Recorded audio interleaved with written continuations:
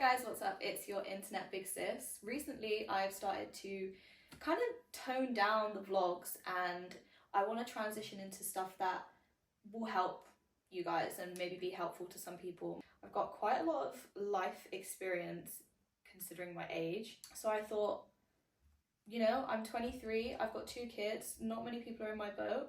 Let's see what I can share with the world. Today I want to talk about things that you can do that will save you a lot of time in 2025 dating wise. I'm going to give you some rules. You don't have to follow them, but don't come to me talking about, I just don't know why my dating life is so bad. So the first one is a little bit obvious. I feel like it's a little bit cliche, but I still know that 90% of women are missing this step. Please, please, please, please, please, girly pop, do not sleep with him until you've seen some sort. I'm gonna, wait, before you click off this video, I'm gonna explain why. I'm gonna break it down for you nice and easy, but until you've seen some form of commitment from him, do not sleep with him. And that is not, commitment is not buying you some flowers or a Juicy Couture tracksuit or love bombing you. That's not commitment, okay? Just because he's investing some money into you, it isn't commitment. Commitment, I mean, it doesn't have to be marriage, because I know that that shit's expensive nowadays and some people might not even believe in marriage. So it doesn't have to be marriage, but definitely making you his girlfriend is the bare minimum.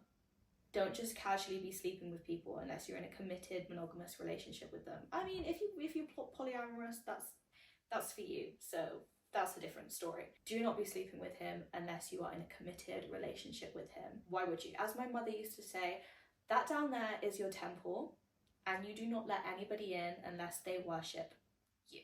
Okay? That's your temple. Don't let anybody in unless they worship you. I had to say it twice in case you didn't hear me, okay? Number 1, do not sleep with him until you're in a committed relationship. Is that in there, baby girl? Good. Number 2. Don't be scared to ask about intentions. I know a lot of my friends go through so much relationship trauma that they don't have to. So much, I wouldn't even say relationship trauma, just situationship trauma that they don't have to go through because they're scared that they're going to scare him away by asking the bigger questions like, do you want kids? Where is this taking us? Like, what are your intentions with me? Don't be scared of that, because you have every single right to know what his intentions are with you. Why would you want to be left in the dark? You're pretty, you're funny. Well, if you're not both of them, you're one of the two. So why would you not sit there and say, hey, what are your intentions with me? It's that simple. You can look pretty while you do it. It doesn't have to be scary. Just find out so that you're not wasting your time. Or filter the scaredy cats. If they do get scared, they're not ready for a relationship and they were never going to treat you right. I promise. That's a promise. You can sit there and not believe me, but I promise you that. And if they lie, you'll see it in their actions.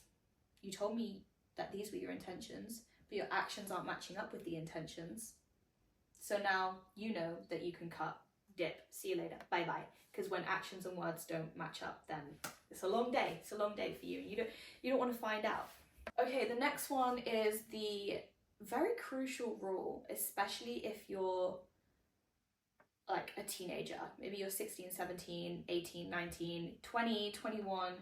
The 10 p.m. rule is so crucial and so important. You have no idea. Do not answer that man past 10 p.m. Maybe you guys have been seeing each other for a long time. Then you can start doing it now and then. But in the beginning, don't answer him past 10 p.m. You need to let him know that's my boundary. I value my sleep. Pretty girls do value their sleep, by the way. You're getting ready for bed. You have a nighttime routine. You're valuing yourself. Those are your hours. Don't pour into somebody else, somebody's crusty son. Okay, maybe they're not crusty, but somebody's son past the hours of 10 p.m. One thing leads to another. Next thing you know, they're asking for nudes. I mean, it's ironic coming from me. If you know what I do, then you know what I do. And again, a different video for that. And then you're on the phone to each other and then he's like, oh, shall I come over? And then before you know it, you've got this situationship where he only comes over past those hours. And it's not a cute look. Now, so far, these rules are important because once he's already slept with you, He doesn't need to try anymore. Why does he need to try? You've given him what he wants. You might sit there, I know you're sitting there actually and thinking, that's not just what he wants, he likes me. Okay, mascara, that's fine. You don't want to believe me? Don't believe me. What are your intentions? He knows that you're not just a girl that will go along with whatever his plans are. Oh, I don't really know what my intentions are, I'm just out here dating. He knows you're not that girl. Cool. And he knows that you have boundaries and you value yourself more than you value him. You value time with yourself more than you value him. Very, very important. As soon as they start to know, oh, she actually values time with me more than she values time with herself, they know they can fuck around with you. Do they fit in with my life? Do we have the same hobbies? Maybe it's the same goals, the same values, the same morals. I know for a fact, especially when you're young and there's not actually much going on in your life, maybe you have like a part-time job or maybe you have a full-time job and there's not much else going on. You just kind of see people for the sake of it. You date people for the sake of it because you're just like looking for some external validation. You kind of just date and you don't really think long term. So maybe when you're dating, you sit down and you say, okay, what are your hobbies? Like, do you do anything? And they're like, no, I'm not really, I just play PS5. Dead it. Run. Dead it. Run. I said it twice again so that you hear me. But you need to make sure that you're on the same page. Okay, maybe you both love God and then you figure out, okay, we can go to church together. That's one thing that you have together that you can do. You have the same values, you have the same religion, you have the same God. Oh yeah, I love golf. Oh cool, I love golf too. Like that is just going to build such a healthy bond for your relationship when you can bond over something like that.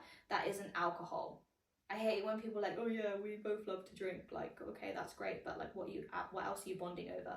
Because then you end up going out every date night, you're going out and getting drunk and you're arguing, you're drinking vodka, you're acting like an angry Russian in front of him. It's not cute. Anyways, I'm cutting this video here. I hope that you actually took some information from that you can work with.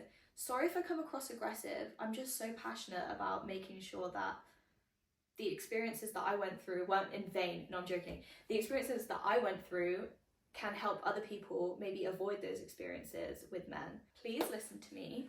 If you choose not to, don't come and tell me about your relationship problems because I shall tell you. Baby girl, you watched the video. Anyway, stick around. We're going to do more of these.